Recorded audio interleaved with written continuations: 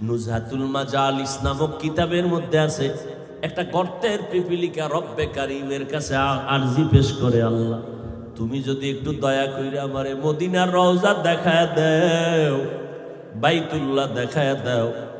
আল্লাহ ডাক দিয়ে কয়, মক্কার কবুতর জলদি করে এলাকায় চলে যা, পিপিলিকাটারে পায়ের সাথে লাগাইয়া আমার ঘর আর মদিনার রওজা দেখায় আবার জায়গায় পৌঁছাইয়া দাও। পিপিলিকাও আমার নবীর রওজা দেখার পাগল। আমার নবী গর্তের পিপিলিকার জন্য রহমত।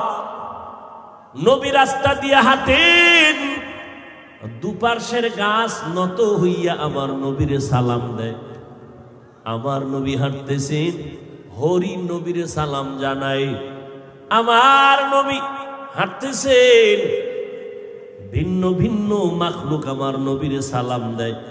সাহাবায়ে কেরাম বললেন, মানুষ দেখি না, সালামের আওয়াজ আসতেছে কোথার থেকে? নবী বললেন, সাহাবায়ে কেরাম আপনারা জানেন না, আমি নবীর আগমনের খবর পাইয়া জঙ্গলের প্রাণীরা আমারে সালাম দিতেছি। মরা গাছ আমার নবীর আশিক, আর আমরা জিন্দা মানুষ আমার সেই নবীরে চিনলাম না। যদি চিনতিরে যুবক, বেঈমানের পা চাটা গোলাম হইয়া চুলগুলো কাইটা ইন্দুর আর বান্দর হতে পারতি না। যুবকেরা রাগ করলি? একটা প্রশ্ন করি, জবাব দিও আল্লাহর মহব্বতে। আমার নবীর থেকে বড় পীর, বড় বুজুর্গ, বড় মুহাদ্দিস, বড় মুফাসসির কেউ আসেনি? সবাই একমত? বলো, আমার নবীর আদর্শের মতো দামি আদর্শ আর কোথাও আছে নাকি? আল্লাহর কসম, যদি কোনো পণ্ডিত বাবা দাঁড়ায় বলতে পারো, হাফিজ ভাই মদিনার নবীর আদর্শ ছাড়া আর এক জায়গায় ভালো আদর্শ আছে, আমাকে বলো, আমি মুহাম্মদের আদর্শ বাদ দিয়া তারটা গ্রহণ করব। পারবানি দেখাইতে? পারবা না। বরং আমার থেকে শুনে নাও, আমার নবীর আদর্শ এতটাই দামি, এতটাই উত্তম। আব্রাহাম লিঙ্কন আদর্শ দিল মুহাম্মদেরটা বাদ দিয়া, লেনিন আদর্শ দিল, কালমার্স আদর্শ দিল, প্যালেটো আদর্শ দিল। আমার ফাইনাল এক কথায় জবাব, দুনিয়ার সব আদর্শগুলো নাপাক, একমাত্র মদিনাওয়ালা নবীর আদর্শই হলো পাক। স্বীকার করো যুবক, এই যুবকেরা স্বীকার করো। এইবার বল, নবীর আদর্শ এত দামি, ওই আদর্শের মধ্যে কি নখ কাটার নিয়ম নাই? বেঈমানের পা চাপতে গিয়া তাদের মতো নখ রাখো কেন? ওই নবীর আদর্শে কি চুল কাটার নিয়ম নাই? বেঈমানের পদঙ্ক অনুসরণ করলি কেন? স্বার্থ কি? বল একটা স্বার্থ বল যে হ্যাঁ হাফিজ ভাই নবীরটাই ভালো, কিন্তু বেঈমানেরটা ধরছি কারণ কি? ওদের মতো চুলকাইটা টিকটিকি হলে চেহারা উজ্জ্বল হয়। বল, যৌবন বাড়ে, শক্তি বাড়ে, হায়াত বাড়ে। এই যুবক, মানো আর না মানো, সত্য কথাটা স্বীকার কর। হায়াত বাড়ে, যৌবন বাড়ে, মা বাবায় দোয়া বেশি করে। এইভাবে ইন্দুর আর বান্দরের মতো চুল কাটলে শিক্ষক তোর নাম্বার পরীক্ষায় বেশি দেয়। তাহলে আকাম করছো কেন? বল, কি স্বার্থ? স্বার্থ তো একটা থাকার কথা। মানুষ তো পাগলেও তো স্বার্থ খুঁজে। তুই কি রাস্তার উলঙ্গ পাগল থেকেও খারাপ? কি স্বার্থে বেঈমানের পা চাপতে গেলি বল? যদি একটা স্বার্থ দেখাইতে পারো, এই হাজারো লাখো মানুষকে সাক্ষী রেখে আমিও যাব, আমিও বেঈমানের পা চাপবো, তাদের মতো চুল কাটবো। বল একটা স্বার্থ বল। যদি বলো কোনো স্বার্থ নাই, তো গেলি কেন? তাহলে আমি বলবো তুমি রাস্তার ল্যাংটা পাগল থেকেও তুমি খারাপ। দোয়া করি আল্লাহ হেদায়াত দান করুন। মদিনাওয়ালা নবীর আদর্শ এত সুন্দর, ভাই উঠা বসা করলে আমি মোনাজাত দিয়ে দেব। এটা চালাকি করার মাঠ না, এটা নাটকের ভ্যান্ডেল না। এখানে আল্লাহ বসাইলে বসতে পারে, আল্লাহ না বসাইলে বসতে পারে না। এটা বরকতের মজলিস। বুঝেনে মজলিসটার দাম কত? একটু আগে না বলছি, এ মজলিসে বসার সাথে সাথে জীবনের সব গুনাহ মাফ। এখানে সবাই বসতে পারে না। এ অনেকে বাড়ির থেকে বইলে আসছে, এই মাহফিলে যাই, কিন্তু কপাল খারাপ, প্যান্ডেলে ঢুকতে পারে নাই, দোকানের আড্ডায় গুনাহের কাজে ব্যস্ত আছে। কেউ আবার মহিলা প্যান্ডেল তাওয়াফ করতেছে, আছে না নাই? বছরের একটা দিন এইটার এই হেলায় হারায় লাভ কি এই সুযোগ।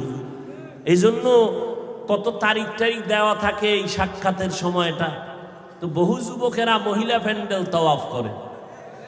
হ্যাঁ, সাফাবাজি আর প্রশংসা আর কি বলে এটারে, পক্ষপাতিত্ব না। উদাহরণ দিচ্ছি, উদাহরণ 3 থেকে 3.5 দিনের একটা ইজতেমা হয় চরমনাই। কোথায়? এই 3 থেকে 3.5 দিনের ইজতেমা, একটা পুলিশ নাই, র্যাব নাই কন্ট্রোলের জন্য।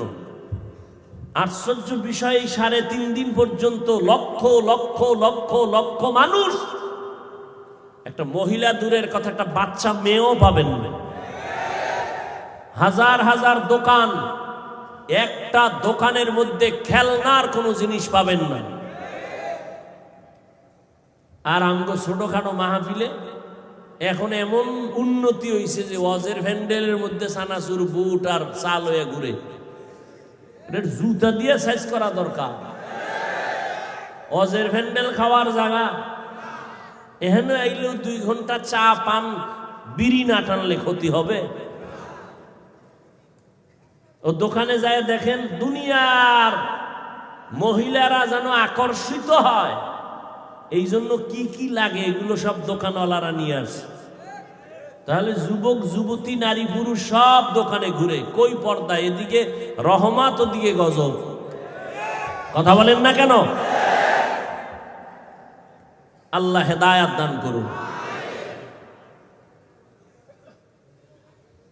বলার দায়িত্ব বলে গেলাম, কে মানবে কে মানবে না সে দায়িত্ব আল্লাহর হাতে। হেদায়েতের মালিক কে? মান ইয়াহদিল্লাহু ফাহুয়াল মুহতাদ ওয়া মান ইউদ্লিল ফালান তাজিদ লাহু ওয়ালিয়্যাম মুরশিদা। আল্লাহ বলেন, আমি চাইলে হেদায়েত যাকে দিব সে পেয়ে যাবে, আর আমি যাকে হেদায়েত দিব না সে হেদায়েত পাবে দূরের কথা, হেদায়েত পাওয়ার মতো কোনো মুর্শিদ তালাশ করে পাবে না। আরবিতে কোরআনে বলে মুর্শিদ, বাংলা তরজমা হলো পথ প্রদর্শক, রাস্তা দেখানেওয়ালা। কি রাস্তা দেখাবে? জান্নাতের রাস্তা দেখাবে। কপাল খারাপ, মুর্শিদও পাবে না। আল্লাহ সবাইকে মাফ করেন, আল্লাহ সবাইকে হেদায়াতের নূর দান করেন। আর একটু আগাবো, উঠা বসা করবেন না তো? আল্লাহ সবাইকে কবুল করেন। আরে মিয়া, আগের দিন ওয়াজে লোক পাওয়া যাইতো না, বা মানুষ একটু ঘুমানোর চিন্তা করতো, এখন তো বাঙালির ঘুম নাই। মোবাইল মোবারক এসে সব জবাই করে দিয়েছে। আমরা মোনাজাত ধরি বইয়া, মোবাইলওয়ালারা রাতের বেলা মোনাজাত ধরে হইয়া ধরেনি, বালিশে সিট হইয়া মোনাজাত। মাঝখানে কি আছে জোরে বলেন? 2 হাতের মাঝখানে মোবাইল। করে কি আকাম? সারাটা রাত কবিরা গুনাহ, কবিরা গুনাহ, কবিরা গুনাহ, কবিরা গুনাহ। মিথ্যা বলছি? যুবক তো মনে করে আমাকে প্রিন্স লাগে, প্রিন্স। তোরে ভেতনির মতো দেখা যায় না, তোর চেহারা গুনাহ করতে করতে নষ্ট হয়ে গেছে তোর চেহারা। যেই পরিমাণ ঠিক কইলেন মনে হয় সব অন্যায় আমি করি। হ্যাঁ, আল্লাহ মাফ করে। এরে যুবক, মোবাইলের দিকে তাকাইয়া সারা রাত কবিরা গুনাহ করেছো। ডাক্তারের কাছে গিয়া পরীক্ষা করে দেখ বাবা, বেয়াদবি মাফ করিস। পাও দইরা বলতেছি, জাহান্নাম থেকে বাঁচানোর জন্য বলতেছি। মোবাইল তোর কি ক্ষতি করছে জানো না? চেহারার উজ্জ্বলতা নষ্ট করে ফেলেছে। কোনো মেডিসিন লাগাবি না চেহারায়। এই পর্দার আড়ালের যুবতী বোনেরা খালি বিউটি পার্লারে দৌড়ায়। আল্লাহ যেই সৌন্দর্য দিয়েছে, 40 বছর 40 বছর পর্যন্ত তোমার চেহারার উজ্জ্বলতা নষ্ট হবে না। যৌবন যতদিন থাকবে চেহারার উজ্জ্বলতা ততদিন থাকবে। চালাকি কইরা যত মেডিসিন লাগাবি চেহারা ততদিন পর্যন্ত ডিসকালার হবে, নষ্ট হবে। এ বাবা, আর গুনাহ কইরা যদি চেহারা খারাপ করো, এটা কোনো মেডিসিনে আর ভালো হবে না। তবে একটা ঔষধি আছে চেহারার উজ্জ্বলতা বাড়ানোর জন্য, মানবি না কইয়া লাভ কি? মানলে মোবাইল ছাড়তে হবে। কয় মা ছাড়তে রাজি, বাপ ছাড়তে রাজি।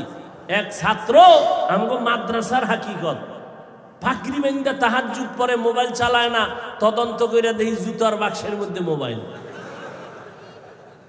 মোবাইল ধইরা আটকায় দিলাম অফিসে, মোবাইল আর দেওয়া হবে না। এক ছাত্র কয় হুজুর মাদ্রাসা ছাড়তে রাজি, মোবাইল ছাড়ুন না, দেন আমি মাদ্রাসাতে চলে যাব। এতটা বেয়াদব, এতটা বেপরোয়া হয়েছে ছাত্রগুলো। এই বেয়াদব বানাইছে মোবাইল। এই বেয়াদব কে বানাইছে? লিকুল্লি শাইইন জিনাতুন ফিল ওয়ারা ওয়া জিনাতুল মারই তামামিল আদাবি আজ খোদা খা হি মে তৌফিকে আদব বেআদব মাহরুম গাশত আজ ফজলে রাব। শুধু কি চেহারা নষ্ট করেছে? এই যুবকেরা, লেখ লেখ, আমি যা কইলেই খেরা লিস্টি দাগ। 1 নাম্বার, মোবাইলের কারণে তোর কিডনি ড্যামেজ, পরীক্ষা কর। আমি যদি মিথ্যা বলি ডাক্তারের কাছে, আমাকে হুজুরগুলি তো বিশ্বাস হয় না, ডাক্তারের কাছে যা। নাম্বার 2, এই মোবাইলের দিকে তাকায় থাকার কারণে চোখের পাওয়ার নষ্ট হয় নাই? পিছন দিয়ে ডাক দিছে, চাচা মিয়া কেমন আছেন? যখন চাচায় চেহারা ঘুরাইছে দেয় খালু। চোখের পাওয়ার নষ্ট, কানের পার্স নষ্ট। আম্মা কয় খানা খাবি না? কয় গোসল আগেই করে লইছি। কান নষ্ট হয়ে গেছে, হাড় দুর্বল হয়ে গেছে। মোবাইলের কারণে তোমার হাড় বড় দুর্বল, মাথা ব্যথা বেড়ে গেছে। আগে দেখতাম ছোটবেলা স্কুল কলেজের ছেলে মেয়েরা সারা রাত হারিকেন জ্বালায় পড়তো, বিদ্যুৎ নেই। এখন আমার সোনার ছেলে মেয়েরা আগামীকাল পরীক্ষা, আজকেও বই ধরতে পারে না। আম্মা জান ধমকায়, আধা ঘন্টা পড়লেই মাথা ব্যথা শুরু হয়ে যায়। আব্বা কয় কি করার? কয় কিছুই করার নাই, নকলের ব্যবস্থা করো, না হয় পাশ করার উপায় নেই। আর যদি মাওলায় করোনা দিয়ে রাখে, অটো পাস করে 10 বারে MBBS ডাক্তার হয়ে যায়, অটো পাস। তা তোকে তো দোয়াই মুসমিরা মাওলার কাছে কান্দা দরকার, আল্লাহ করোনা আরো দাও, প্রত্যেক বছর অটো পাস। এরকম 10 বছর হইলে MBBS ডাক্তার হয়ে যাবো, অটো পাশে। রুগী বাঁচাইতে না পারলো মারতে পারুম নিশ্চিত, কোনো সন্দেহ নেই। আল্লাহ হেদায়াত দান করে। এরে যুবক, এই মোবাইলের কারণে এতটা লজ্জা আমাদের চলে গেল। যুবকরা সাক্ষী দিস, মানো না মানো, সত্য কথার সাক্ষী দিস। এই মোবাইল চালাইতে চালাইতে অনেক যুবকেরা রাস্তার পাগল হয়ে গেছে। হইছে নি? ওই যে ফ্রি ফায়ার গেমস খেলে না, শুনছি। অজীবনও নামও কইতে খুব মুখস্থ করতে অনেক সময় লাগছে আমার। ফ্রি ফায়ার, এই গেমস খেলে যুবকেরা পাগল হইছে না হয় নাই? তুইও পাগল হবি, তারিখটা কবে বল? তুইও তো ওই পথের পথিক, তো ওরা যখন হয়েছে তুইও পাগল হবি, তারিখ কবে বল? এই মোবাইলের কারণে মায়েরে গালি দিছস, বাবারে গালি দিছ, শিক্ষকের সাথে বেয়াদবি করেছ। কয়েকদিন আগে তোরা ফেসবুক শরীফের গোলাম যারা দেখোস না, এক ছাত্র শিক্ষকের গায়ে হাত তুলছে কয়েকদিন আগে। মোবাইলেই বেয়াদব বানিয়েছে। আমি এখন নতুন করে 1 সপ্তাহ 2 সপ্তাহ ধরে কসম খাইয়া একটা কথা বলতেছি, আজও বলি, সন্দেহ যেন না থাকে এই জন্য কসম খাই। 1 বার 2 বার 3 বার খোদার কসম, ওয়াল্লাহি বিল্লাহি তাল্লাহি 3 বার কসম করে বলে গেলাম। বিশেষ করে যুবক ছাত্রদের বলে যাই, হে যুবক ছাত্ররা, আল্লাহর কসম, মরার আগে যদি পঙ্গু হইয়া বিছানায় কষ্ট পাইয়া মরতে চাও, মরার আগে পঙ্গু হইয়া যদি মরতে চাও, শিক্ষকের সাথে ছাত্ররা বেয়াদবি কর, সন্তানেরা মা বাবার সাথে বেয়াদবি কর, খোদার কসম পঙ্গু না হইয়া তুই মরবি না। লিখে রাখ। মনে মনে বলবি যে হাফিজ ভাই রাগ কইরা বললেন, কিসের রাগ? রসুলের হাদিসের দলিল শুনে নে। ক্বালান নবিয়্যু সাল্লাল্লাহু আলাইহি ওয়া আলিহি ওয়াসাল্লাম ইসনানি ইউআজ্জিলুহুমাল্লাহু ফিদ দুনিয়া আল বাগয়ু ওয়া উকুকুল ওয়ালিদাইন। পয়গম্বর বলেন, এই উম্মতের দল, দুইটা অপরাধ আছে দুনিয়াতে, করলেই মরার আগে শাস্তি হবে। মরার পরে না আগে? এই যুবকেরা বলো, পরে না আগে? কয়টা অপরাধ? দুইটা অপরাধ যদি করো মরার আগে দুনিয়াতে শাস্তি হবে। এক হলো জুলুম করলে শাস্তি হবে মরার আগে, দুই মা বাবার সাথে বেয়াদবি করলে মরার আগেই শাস্তি হবে। ভাইয়ের সাথে জুলুম, বোনের সাথে জুলুম, প্রতিবেশীর সাথে জুলুম, নিজের সাথে জুলুম, আল্লাহর সাথে জুলুম। জুলুম করবি, শিক্ষকের সাথে জুলুম, মা বাবার সাথে জুলুম করবি, মুরব্বীদের সাথে বেয়াদবি করবি, শাস্তিটা মরার আগেই হবে। এমন একটা বিপদে পড়ে যাবি। আমি রাস্তায় গাড়ি চালাই, মাঝে মাঝে পাগল দেখি। আগে দেখতাম ইংরেজিতে কথা কয়, আরবিতে কথা কয়। পাগল কি আবার আরবি শিখে, ইংরেজি শিখে? খুঁজে দেখলাম না। তোরা ইংরেজিতে কেন কথা বলে? খোঁজ খবর নিয়া সর্বশেষ আমি জবাব পেলাম, এরা ইংরেজি আর আরবি আলাদা শিখে না, বরং এরা স্কুলের ভালো ছাত্র ছিল, ইংলিশ ম্যান, আবার মাদ্রাসায় পড়ুয়া ভালো আরবি বলনেওয়ালা ছাত্র ছিল। বেয়াদবি করার কারণে রাস্তার পাগল হয়েছে। মেয়া তুমি আর কত আদওয়ালা হবা? রসুল নিজে বলতেছেন, আদাবানি রব্বি ফাহসানা তাদিবি। আমি মুহাম্মদ শ্রেষ্ঠ নবী, মা আমেনার গর্ভ থেকে আদওয়ালা হইয়া আসি নাই। আল্লাহ আমাকে জিবরাইল পাঠাইয়া আদব শিখাইছেন। এটা শিখার জিনিস, মায়ের পেট থেকে আদব শিখে আসা হয় না। এজন্য শিখো, বেয়াদব থেকে আদব শিখো। বেয়াদব যা করবে তুমি তা করবা না। আদব শিখো। অনেকে মনে মনে বলে, বড় হুজুরের সামনে নামাজের কায়দায় বসার নাম আদব। এক এমপি সাহেব হাটহাজারীর হুজুর শাহ আহমদ শফি রহমতুল্লাহ আলাইহির কাছে গেলেন জিন্দা থাকতে মোলাকাতের জন্য। জীবনে টুপি না পরলেও দিন পরলেন, জামা পরলেন, প্যান্ট শার্ট বাদ। হাটহাজারীর হুজুর চেয়ারের মধ্যে সোফায় বসা, ডানে বামে সোফা রেডি করা। এমপি সাহেব গিয়া নিচে বসছেন নামাজের সুরতে। হুজুর বলেন চেয়ারে বসেন, এমপি বলে ঠিক আছে, অসুবিধা নাই। এতটা আদব রক্ষা করে বসছেন, কিন্তু বাইরে গিয়া যদি আবার বিরোধিতা করেন, কত আশেকে রাসূল মসজিদে নামাজ পড়ে ইমামের পেছনে, বাইরে গিয়া ইমামের বিরোধিতা করে। নামাজের সুরাতে বসার নাম আদব না। হুজুরের সামনে দুই হাত এভাবে করে বিনয়ের সাথে দাঁড়ানোর নাম আদব না। আদব কারে কয়? হাতগুলো কেমনে নাড়াচাড়া করবেন এর মধ্যে আদব আছে, চোখের চাহনির মধ্যে আদব আছে, জবানের ব্যবহারের মধ্যে আদব আছে, রাস্তা দিয়ে হাঁটবেন হাঁটার মধ্যে আদব। আদবের সংক্ষেপ তরজমা সুন্নত অনুযায়ী চলার নাম আদব। যার মধ্যে আদব নাই, এর মধ্যে মানুষত্ব নাই। কথার মধ্যে আদব, চোখের চাহনির মধ্যে আদব। কথার আদব কি? নরম ব্যবহার। চোখের আদব কি? নিচের দিকে রাখা। চোখের নজর নিচে রাখার নাম আদব। জবানে নরম কথা বলার নাম আদব, গরম নয়। নরম না গরম? এই গরম পার্টি ছাত্ররা, জবানের আদব কি নরম না গরম? সময় দিলে 2 মিনিটে একটা কথা শুনাই। মুসা নবী ফেরাউনের দাওয়াত দিতে যায়। কে সাথে আছে? তার ভাই। নাম কি? হারুন আলাইহিস সালাম। 2 ভাই যাচ্ছে। ফেরাউন বেঈমান। আল্লাহ নিশ্চিত জানে ফেরাউন জীবনে কালেমা পড়বে, জীবনে পড়বে না।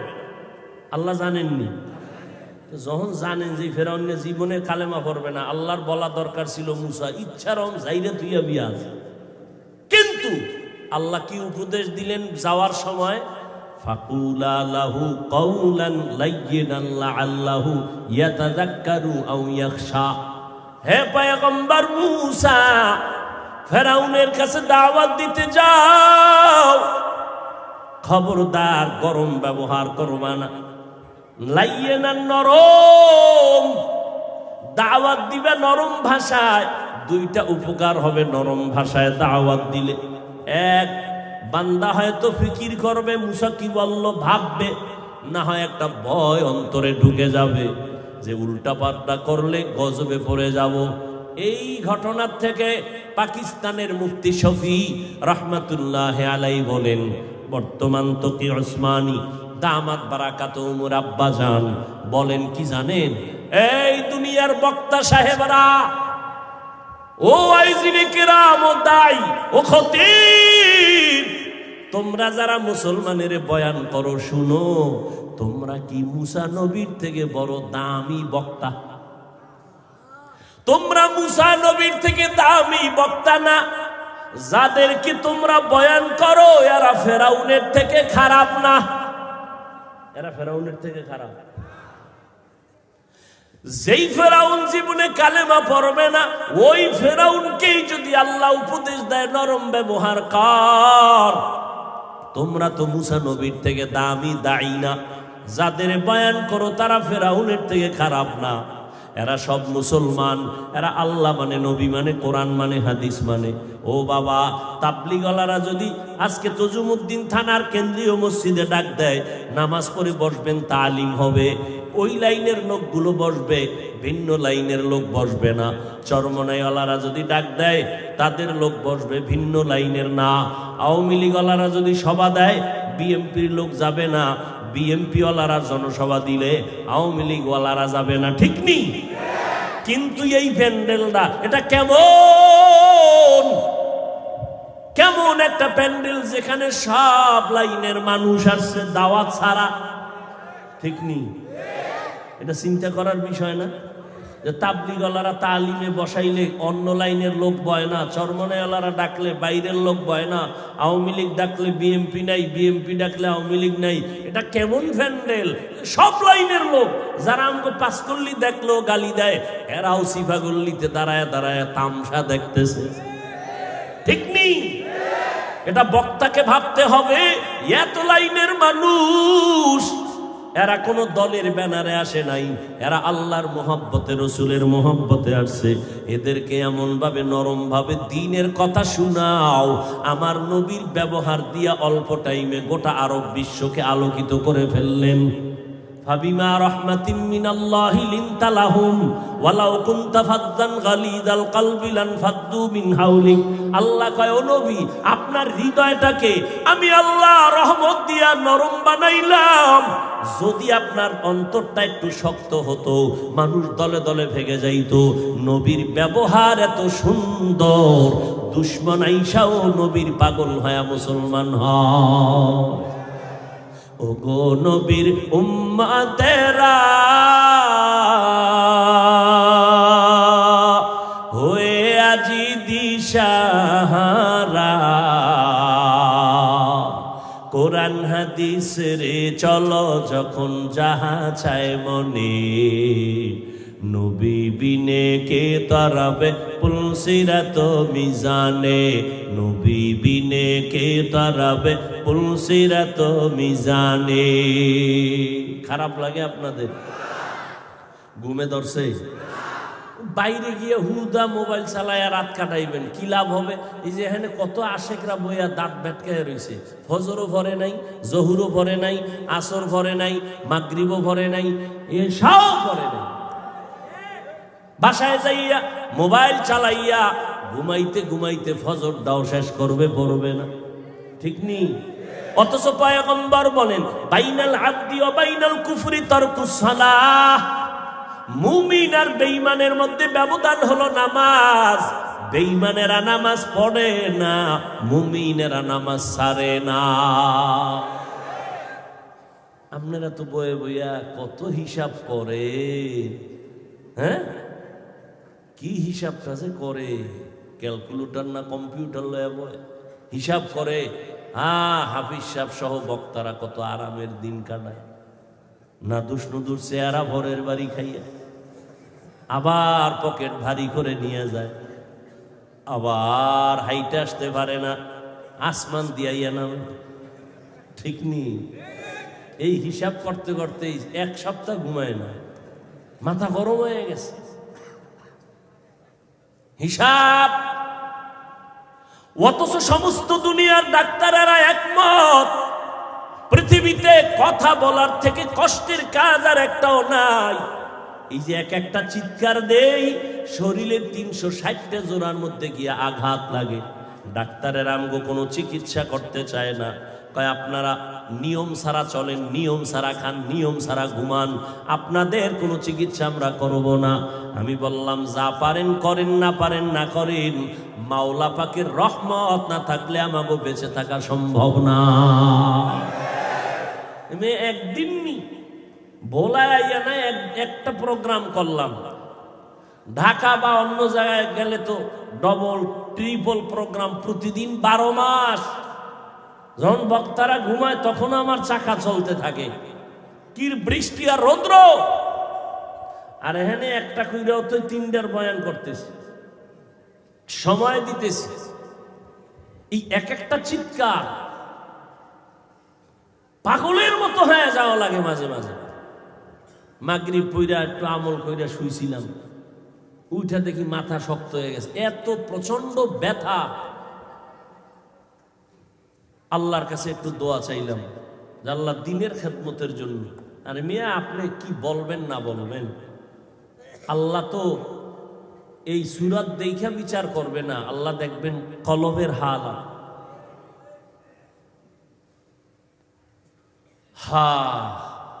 এত কষ্ট করি, কপ্টারে প্রোগ্রাম, এই যে আমার ভাইজান যায় মাদ্রাসায়, দেখে না মানুষের এত সিরিয়াল। আমি ডেলি যদি চাই হেলিকপ্টারে প্রোগ্রাম করব, ডেলি সম্ভব, এতটা পরিমাণ মানুষের চাহিদা। আমি তো নেই না, স্পষ্ট বলে দিছি হেলিকপ্টার প্রোগ্রাম নিষেধ। আমার অফিসের সামনে কাগজ দেওয়া বড় আকারে। এরপরও যদি কোনো টাকাওয়ালা বলে আমি একা দিব টাকা খরচ, চান্দা ফান্দা উঠাবে না গরিবের থেকে, তখন চিন্তা করি বেচারার টাকা জাহান্নামের কাজে লাগবে, তো একটু দিনের কাজে লাগলে ভালো, যাই। এই জন্য দিনের উপকারের জন্য কাজ করতেছি, অন্য কোনো মাকসাদ না। হাটহাজারীর হুজুর বলে গেছেন না যে হেলিকপ্টার আমার কাছে রিকশার মতো। গোপালগঞ্জ গেছি 1 বছর 2 বছর আগে, সব করোনার আগে। গোপালগঞ্জ ঢাকার থেকে যাইতে বেশি টাইম লাগে না। আমাকে বলে হাফিজ ভাই আপনাকে কপ্টারে নিব। আমি বলি কেন ভাই? বড় টাকাওয়ালা। আমি তো গাড়ি দিয়েই যেতে পারবো, কাছে 2 ঘন্টাও লাগবে না যাইতে। বলেন আমি একটা মাদ্রাসা করছি, হেফজখানা নুরানি, আমি কপ্টারে আপনাকে নিয়া আমি দেখাবো, দেখ মাদ্রাসায় পড়লে কি হয়। তা মাঝে মাঝে বলি হাটহাজারীর হুজুর কপ্টারে ঘুরে না, চরমনার পিসাব হেলিকপ্টারে ঘুরে না, আল্লাহর কোরআনের সম্মান ঘুরে। কোরআন পড়লে এমন হয় আল্লাহ সম্মান দেয়, এটা বুঝাবার ভাষা নাই। আল্লাহ সম্মান দেয়, আল্লাহ পাক বান্দারে সম্মান দেয়, এটা বান্দার নিজের কোনো বাহাদুরি না। এই যে এতগুলো মানুষ আসছেন, এ ভালোবাসা আছে না নাই? বুঝা শুনে কেন, ভালোবাসাটা কি মাথায় না অন্তরে? অন্তর দেখছেন কোনো দিন? দেখা যায়, ধরা যায়। অন্তর কন্ট্রোল করেন কে? তাহলে মোহাব্বত অন্তরে তৈরি করেন কে?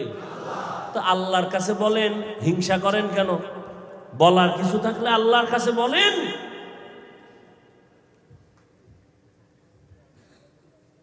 তুফান তো আর মাথার উপর দিয়ে কম গেল না। তুফানের উপরে আল্লাহ আজও পর্যন্ত টিকায় রাখছেন সম্মানের সাথে, আরো রাখবেন আল্লাহ যদি ইখলাসের উপরে মজবুত থাকতে পারে। ইনশাআল্লাহ এ পর্যন্ত আসি আলহামদুলিল্লাহ, শুকরান। আল্লাহর ভরসার করে চলতেছে। পৃথিবীর কেউ কিছু করতে পারবে না যদি আল্লাহ না করেন। বান্দা চাইলে কিছুই হবে না, আল্লাহ চাইলে সব হবে। বান্দা চাইলে কিছুই হবে না, আল্লাহ চাইলে সব হবে। কি কথা বলতেছিলাম ভুলে গেছেন? জবানের ব্যবহার নরম, জবানের আদব কি? নবীজিও অল্প টাইমে উম্মতকে পাগল পারা করে ফেললেন। পুঁজি কি? নরম ব্যবহার। ভাইরা আমার নবী মক্কা নগরীতে আসলেন, রহমতের নবী। আমার নবী গাছের জন্য রহমত, মাছের জন্য রহমত। খেজুর গাছের সাথে টেক লাগায় নবী খুতবা পড়েন।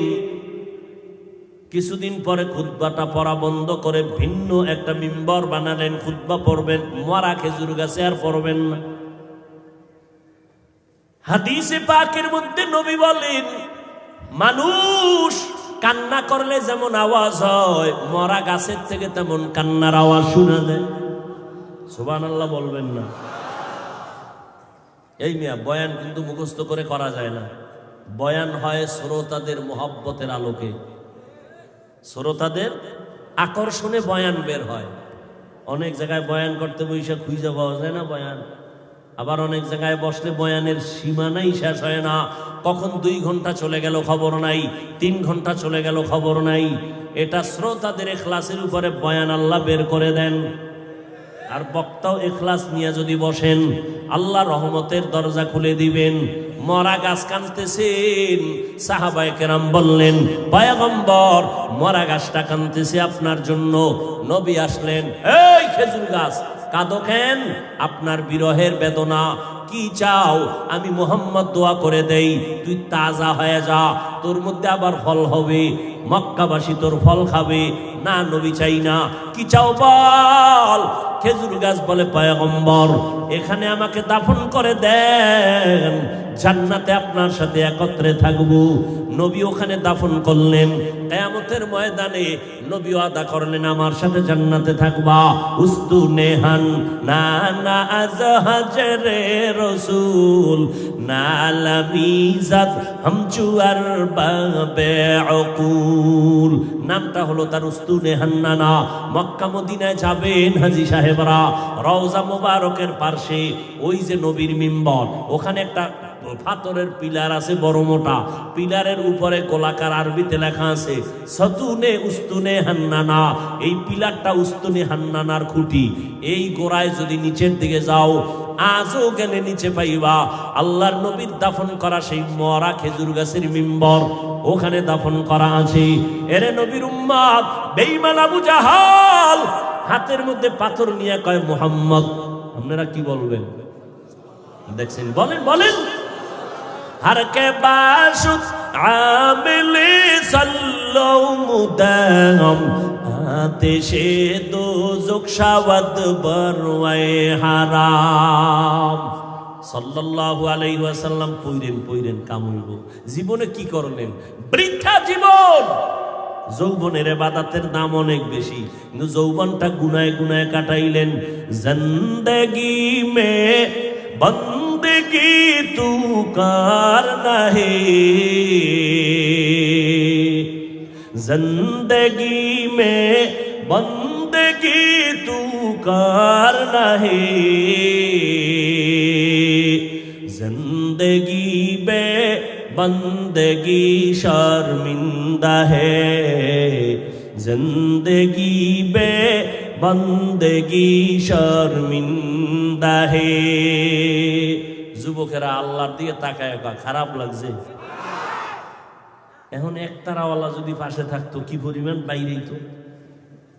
তোমরা যে বাদ্যযন্ত্র দিয়ে শোনো, আমরা বাদ্যযন্ত্র ছাড়া বলতেছি, খারাপ লাগে? তাহলে বাদ্যযন্ত্রের গুলো শোনো কেন? মদিনার নবী বলেছেন, রে উম্মত, বাদ্যযন্ত্রের আওয়াজ যদি পাও কানে আঙ্গুল দিস, কারণ বাদ্যযন্ত্রের আওয়াজ এটা শয়তানের পক্ষের আওয়াজ। তাও কি যুবক আপডেট হয়ে গেছে, বাংলা শুনে না হিন্দি। এক যুবক হিন্দি গান শুনে আর লাফায়। কেউ লাফাও কেন? হিন্দি গানের অর্থ জানো? আব্বাও জানে না, আমিও জানি না। তো লাফাজ কেন? কয় মজা লাগে। दुनिया में हो दुनिया का तलबगार ना हो, बाजार से गुजर हो खरीदार ना हो। दुनिया में हो दुनिया का तलबगार ना हो, बाजार से गुजर हो खरीदार न हो।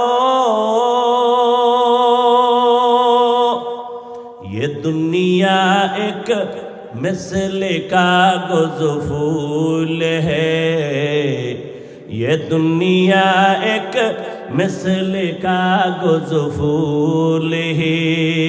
जिंदगी में बंदगी तू करना है, जिंदगी में बंदगी तू करना है।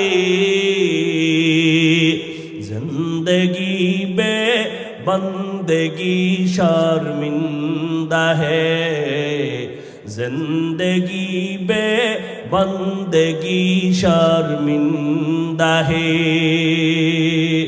जिंदगी में बंदगी कुन बंदगी, जिंदगी में बंदगी शर्मिंदगी।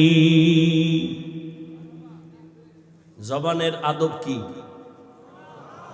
গরম না নরম? নরম ব্যবহার। রহমতের নবী আবু জাহিল্লা সামনে এত দাওয়াত দিলেন, কালেমা পড়ে না। হাতের মুষ্টিতে কিনেছেন পাথর নিয়ে, কয় মুহাম্মদ। আবারও চুপ কেন? সবাই জোরে বলেন। ডাক দিয়া কয়, যদি আমার হাতের মুষ্টিতে কি আছে বলতে পারো, আমি এখন কালেমা পড়ব, নবী মানব। নবী ডেকে বলেন, চাচা আমি বলতে পারি না আপনার হাতের মুষ্টির মধ্যে কি আছে। কেন পারি না? আমি নবী গাইবের মালিক না। গাইবের মালিক কে? কুল লা ইয়ালামু মান ফিস সামাওয়াতি ওয়াল আরদিল গায়বা ইল্লাল্লাহ। হে নবী জানায় দেন, আসমানের বাসিন্দারা কেউ গায়েব জানে না, জমিনের বাসিন্দারা কেউ গায়েব জানে না। একমাত্র গায়েবের মালিক হলেন কে? একমাত্র আমার আল্লাহ। তবে নবী একটা বললেন, এই চাচা মিয়ার হাতে যা আসো একটু আওয়াজ দে। নবী বলা মাত্র পাথরগুলো কালেমায়ে শাহাদাত পড়া শুরু করলো। আবু জাহিল এত খারাপ, পাথরগুলো জমিনের মধ্যে ফালায় কয়, মুহাম্মদ বড় জাদুকর। হেদায়েতের মালিক কে? আল্লাহর নবীর হাতেও হেদায়েতের চাবি নাই। নবী বড় কাঁদতেছেন। আমার জীবনের ছায়া ছিল দুইজন জমিনের মধ্যে, এক ছায়া আমার চাচা আবু তালেব, আর এক ছায়া হলো আমার স্ত্রী খাদিজাতুল কুবরা রাদিয়াল্লাহু আনহা। নবীজি খাদিজারে ভুলতে পারেন না, নবী আবু তালেবরে ভুলতে পারেন না। মাঝে মাঝে নবী এত কাঁদেন, মক্কায় যাওয়ার 3 বছর আগে আম্মা জান খাদিজাও বিদায়, চাচা আবু তালেব বিদায় হয়ে গেলেন। বেঈমানদের অত্যাচার বেড়ে গেল। নবী কান্না এত পরিমাণ করছেন, কারো ইন্তেকালে নবী এত কান্না কাঁদেন নাই। আম্মা জান আয়েশা রাদিয়াল্লাহু আনহা বলেন, আমি মাঝে মাঝে তাকায় দেখতাম মায়ার নবী আমার হুজরায় বসে গুনগুন করে কান্না করতে। আমি জিজ্ঞাসা করতাম, ও পয়গম্বর, আমার বেয়াদবির কারণে আপনি কাঁদেন নাকি? বলেন, না রে আয়েশা, তোমার কারণে না। আমার মনে পড়েছে খাদিজার কথা। খাদিজার কথা মনে পড়লে আমি চোখের পানি ধরে রাখতে পারি না। কারণটা কি জানো রে আয়েশা? তুমি আমার সুখের দিনের বিবি, আর খাদিজা আমার দুঃখের সময়ের বিবি। যেই সময় আমার চতুর্মুখী দুশ্মনের আঘাত, আমার খানা নাই, ঘুম নাই, এত কষ্ট, ওই সময় আমার ছায়া দান করে সহযোগিতা করেছে খাদিজা। আমি দিনের দাওয়াত দিয়া যাইতাম, যত রাত হোক ঘরের দরজায় সালাম দিতে দেরি, খাদিজার দরজা খুলতে দেরি হতো না। এরে পর্দার আড়ালের আম্মা জানেরা, ও আম্মা জানেরা, তো সম্মান আপনাদের আল্লাহ দান করেছেন। আল্লাহ তাআলার নবীর বয়স মাত্র 25। বিশ্ব নবী হিসাবে তার শক্তির তো তুলনাই নাই। বিশ্ব নবী হিসাবে তার শক্তি আলাদা। শুধু তাই না, আমার আল্লাহ আবার একটা আলাদা করে 100 যুবকের, বীর পুরুষের শক্তি আল্লাহ আমার নবীরে আলাদা দিয়েছেন। এত বড় শক্তিওয়ালার বয়স মাত্র কত? 25। সেই সময় প্রস্তাব আসছে 40 বছরের বিধবা নারী খাদিজা 2 জন স্বামী বিদায় করেছেন। একের পরে 2 জন দুনিয়া থেকে বিদায় হয়ে গেছেন। 3টা সন্তান আম্মা জানের চলে গেল। 3 সন্তানের মা 2 জন স্বামী বিদায়ের পর রহমতের নবীকে যাচাই বাছাই করে পরীক্ষা নিয়ে বিবাহের প্রস্তাব দিলেন। নবীর ভরা যৌবন, 25 বছরের নবী আল্লাহর মোহাব্বতে পরীক্ষা করছেন, আখলাকের পরীক্ষা করেছেন। মুহাম্মদের মতো আখলাকওয়ালা আর ভালো কোনো পুরুষ পাওয়া যায় না। আমরা পরীক্ষা করি টাকা আছে কিনা, আল্লাহর নবীর পরীক্ষা করেছেন আম্মা জান, চরিত্রের পরীক্ষা। টাকা লাগবে না, বাড়ি লাগবে না, গাড়ি লাগবে না, একটা চরিত্র অমূল্য সম্পদ। চরিত্র যদি ভালো থাকে, আল্লাহ তাআলা গরিব থেকে তাকে কোটিপতি বানায় দিতে একদিন সময় লাগে না। কারণ আমার আল্লাহ তাআলা বান্দাকে দিতে চায়, বান্দা নিতে চায় না। দেখছেন নি, দুনিয়াওয়ালা দিতে চায় না, নেওয়ার জন্য পাগল পাগল হয়ে যায়। চেয়ারম্যান সাহেব কিছু দিবেননি, কিছু দিবেননি। আর আল্লাহ দিতে চায়, বান্দা নিতে চায় না। আল্লাহ বলেন, ইয়া আইয়ুহান নাস আনতুমুল ফুকারাউ ইলাল্লাহ ওয়াল্লাহু হুয়াল গানিয়্যুল হামিদ।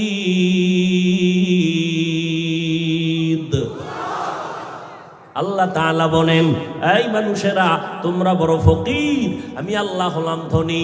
শুধু ধনী না, আমি প্রশংসিত ধনী। দুনিয়ার ধনীওয়ালারা বদনামওয়ালা ধনী, যা দান করে তা খোটা দিয়া এরপরে মজা মিটায়া দেয়।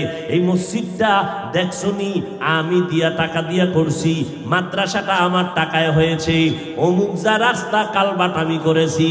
যা দান করে আবার জবানের কথা দিয়ে তার জাল মিটায় দেয়। অমুকের দেখো দোকান দিয়ে আগাইতেছে, আমার টাকার দোকান, আমার বাড়ি, আমার গাড়ি। আল্লাহ কয়, দেখ আমি দান করতে রাজি, কিন্তু খোটা দিতে রাজি না। ও বান্দা, আমি আল্লাহ এহসান জিতলানেওয়ালা না। এর নবীর আশিক, দুনিয়ার সবাই ফকির, আমি আল্লাহ হলাম প্রশংসিত ধনী। আল্লাহ তাআলার কাছে বান্দা চায়, ফজরের সময় চায়, জোহরের সময় চায়, মাগরিবের সময় চায়, এশার সময় চায়। আল্লাহ কয়, আমিও দিতে চাই। এমন একটা রাত নাই যেই রাতে আমার আল্লাহ দেওয়ার জন্য আসেন না। যারা জানেন তারা একটু বলবেন, আল্লাহ দেওয়ার জন্য কখন আসেন? কোন সময়? গভীর রজনী, রাতের শেষ ভাগে আমার আল্লাহ কোথায় আসেন? প্রথম আসমানে আসিয়া বান্দাকে ডাকেন, বান্দা তুই না ফজরের সময় চাইলি, জোহরের সময় চাইলি, আসরের সময় চাইলি, মাগরিবে শায় চাইলি, আমি আল্লাহ দেওয়ার জন্য আসছি। আলা মিন মুস্তাগফিরিন ফাগফির আলা, আলা মিন মুস্তারজিকিন ফারজুকা। এ গুনাহগারেরা গুনাহ ক্ষমা চা, আমি আল্লাহ ওয়াদা দিলাম, যা চাবি আমি এখন আল্লাহ দিয়া দিব। অতিও গভীর হয় রজনী যখন, নীরবে প্রভুর নাম জপিও তখন। প্রভুর করুণা যদি পাইবারে চাও, অতি গভীর রজনীতে উঠে আল্লাহর গুণগান গাও। যত আল্লাহর ওলি গভীর রাতে কান্না ছাড়া ওলি হতে পারে নাই, বুজুর্গ হতে পারে নাই। ওই সময় যারা চাইছেন অল্প হলেও তারা পাইছেন, আর আল্লাহর থেকে অল্প পাইলেও আল্লাহ অনেক দান করেন। আল্লাহর বান্দার জন্য এটা অনেক বিশাল বড় পাওয়া। গভীর রজনীতে আল্লাহর কাছে চাও, যারা চাও আল্লাহ দেওয়ার জন্য প্রতিদিন একটা দিনও বাদ নাই। প্রথম আসমানে আসিয়া তার বান্দাকে দেওয়ার ওয়াদা করেছেন। এরে নবীর উম্মতের দল, আম্মাজানকে বিবাহ করলেন নবী। চাচা আবু তালিব বলে, রে ভাতিজা, তোমার টাকা নাই, ঘর নাই, চিন্তা করবা না, খাদিজার প্রস্তাবে আলহামদুলিল্লাহ বলো। টাকা আমি দিব, মহানানার টাকাও দিব, অনুষ্ঠান যা লাগবে তাও খরচ আমি দিব। এমনকি খাদিজার সাথে তোমার প্রথম বিবাহের খুতবা আমি আবু তালিব পড়ব। এইবার বিয়া হয়ে গেল। আম্মাজান খাদিজা রাদিয়াল্লাহু আনহা গোটা দুনিয়াতে নবী বিধবা নারীকে বিয়া কইরা জগতের সব নারীরে জানায় দিলেন, এই আরবের জাহেলেরা, তোরা বিধবা নারীদেরকে তোরা অপছন্দ করো। আমি বিশ্ব নবী 25 বছর বয়সে 40 বছরের বিধবা নারী খাদিজাকে বিয়া করে দেখাইলাম। ইসলাম সারা নারীর সম্মান দিতে কেউ পারে না। বড় বড় পণ্ডিত ভাই রয়েছে, এই কই যান আপনারা? দেখছেননি কারবার, কারো জ্যৈষ্ঠ মাস, কারো সর্বনাশ। হ্যাঁ, মদিনার নবী বললেন, আমি ইসলামের মাধ্যমে নারীদের সম্মান বাড়ায় দিলাম। এই খাদিজা রাদিয়াল্লাহু আনহার গর্বে আল্লাহ তাআলা আমার নবীকে 4টা কন্যা দান করলেন। কয়টা কন্যা? ছেলে এসেছে, ছেলে বেঁচে নাই। নবী গর্ব করে বলেন, ও দুনিয়ার পুরুষেরা, ও দুনিয়ার পুরুষেরা শুনো, আমি বিশ্ব নবী, আমার একটা ছেলেও নাই, আমি 4 কন্যার বাবা। কয় কন্যার বাবা? কন্যা হওয়া লাভ না ক্ষতি? এই কপাল ভরা যারা ছেলে চায়, মেয়ে হইলে কষ্ট পায়, লেখা রাখো, ওই ছেলে 10টা হলে কি লাভ হবে? কয়েক মাস আগে ঢাকা বাড্ডা থানা, কি থানা? বাড্ডা থানায় বাবার টাকায় বড় লোক বাবা, কোটিপতি, 2টা ছেলেরে লেখাপড়া করাইয়া বড় বানাইলো। বাবাই মরে গেল। তোমরা ফেসবুকে দেখেছো, মিডিয়ায় দেখেছো, বাবার লাশটা সামনে ফালাইয়া 2 ভাই বাবার টাকা পয়সা নিয়ে ভাগ বটোয়ারায় ঝগড়া শুরু করলো। 24 ঘন্টা ঝগড়া করলো, বাবার লাশটা পর্যন্ত দাফন কেউ করার চিন্তাও করলো না। এমন কুলাঙ্গার জন্ম দিয়ে কি লাভ হবে? এমন কুলাঙ্গারের বাবা দাবি করলে কি লাভ হবে? 10টা ছেলে হলে কি লাভ হবে? যেই ছেলেদের কারণে মা বাবার জেলখানায় যেতে হবে, সম্মান নষ্ট হবে। এমন 10টা ছেলের দরকার নাই। একটা ছেলে যদি হয়, মা বাবার সম্মান বাড়ে। এমন একটা কোরআনের হাফেজ জমিনেই যথেষ্ট। এরপরে যাগো মেয়ে হবে। অনেকে বলে ছেলে হইলে বুঝি কোটিপতি হইতাম। আরে পাগল, ওই মেয়েটা হইয়া আল্লাহ তোরে এমন বরকত দিবে, 10টা ছেলে যা না করবে, এই একটা মেয়ের জামাই দিয়া আল্লাহ তোরে তার থেকে বেশি দিবে। মেয়ের জামাইরা শ্বশুরের 14 পুরুষ খাওয়ানোর মতো দেওয়ার ক্ষমতাওয়ালা জামাই নাই? নাই। আর কিছু জামাই আছে, হোর বাড়ির পায়খানা না খাইয়া বিয়েই করতে চায় না। শ্বশুর বাড়ির পায়খানা খাইতেই হবে, সে 8 আনা হোক, তারপরও খেতে হবে, শর্ত দিয়া খেতে হবে। বিদেশের ভিসা ছাড়া বিয়া করা যাবে না। বলাতেই গজব আসেনি? এটার নাম দিছে যৌতুক। যৌতুক ইসলামেও হারাম, সরকারি আইনেও হারাম। যারা যৌতুক খায় এরা নারীদের দুশ্মন, এরা বড় ডাকাত, এরা বড় জালেম। এদের মতো ডাকাত এই জমিনে আর কেউ নাই। আল্লাহ হেদায়াত দান করুন। তাও আবার বিদেশের ভিসা লয়নি ভোলায়। আচ্ছা, বিদেশের ভিসা নাই কি বৌদ্ধ সহ না নিজের একা? একটা নিয়া এবার 2-4 মাস থাইকা বিদেশ যাবে। এই চোরার ঘরের চোরা, তুই যে ভিসাটা লইলি নিজের জন্য, বউরে কার কাছে রাইখা যাবি? বুদ্ধিমান আবার জবাব দেয়, আমার ছোট ভাই পাহারা দিবে। আছে না নাই? এই মিয়া সত্য কথা বলো। হ্যাঁ, কি বিচার করেন? সব বৃদ্ধাশ্রমে ফাটাই দিলেন, ঠ্যাঙের গিরাটি সাইজ করে লাগবে। ডাকাত কোথাকার যুবক, মাওলায় দুইটা হাত দিছে, শক্তি আছে, কামাই কর। শরীরের মধ্যে জিদ কইরা বলবি নিজ হাতে কামাই কইরা নিজ পায়ে দাঁড়াবো, আমার টাকা আমার হরু বাড়ির সব পুষ্টি সুদ্ধা খাবি, আব্বা আম্মা খাবি, আমি ফকিন্নির বাচ্চা না, 2 টাকা হরু বাড়ির থেকে আমি যৌতুকের নামে খাবো না, আমার টাকা খাইয়া তোরা কথা বলবি। যদি এমন সাহস নিয়ে দাঁড়াইতে পারো, জীবনে তোমার স্ত্রী মাস্তানি করার সাহস পাবে না।